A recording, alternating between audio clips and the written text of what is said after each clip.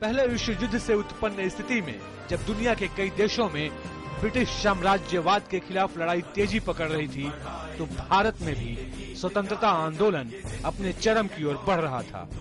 ऐसे में पश्चिमी देशों और जापान, जर्मनी, इटली के तिकड़ी के बीच छिड़े दूसरे विश्व युद्ध ने आजादी के दीवानों को एक अच्छा मौका दे दिया। इसी दौर में ब्रिटिश शासन के खिलाफ आजाद हिंद फौज के उभार ने देश की स्वतंत्रता प्राप्ति की लड़ाई को एक नया आयाम दिया। दूसरे विश्व युद्ध के शुरुआत के मौके को देखते हुए रास बिहारी बोस ने जापान द्वारा एकत्रित करीब 40,000 भारतीय नागरिकों की प्रशिक्षित सेना का गठन शुरू किया और उसे नाम दिया आजाद हिंद फौज, यानी स्वतंत्र हिंद की सेना।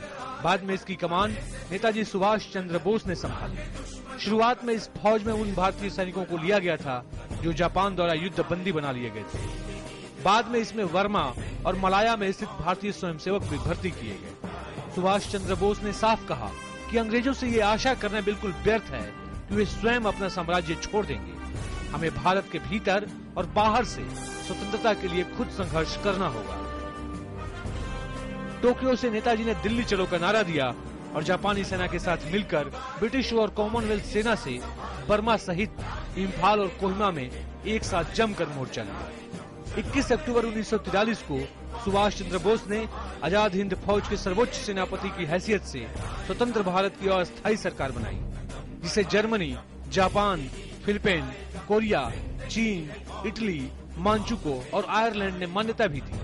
4 फरवरी 1944 को आजाद हिंद फौज ने अंग्रेजी सेना पर भीषण आक्रमण किया और कोहिमा, पलेल आदि कुछ भारतीय प्रदेशों को अंग्रेजी शासन से मुक्त करा लिया। ठीक इसी वक्त दूसरे विश्व युद्ध का पासा पलटा और जर्मनी और जापान की हार के साथ ही रंगून में आजाद हिंद फौज को मिली हार के कारण आजाद हिंद फौज की लड़ाई भी खत्म हो गई। लेकिन देश के इन रणबांकुरों ने अंग्रेजी शासन पर जो प्रहार किया, उसने आजादी की लड़ाई में एक नई जान फूंक दी। आजाद हिंद फौज के उन रणबांकुरों को सलाम करता है ये देश। Bureau report, DD news.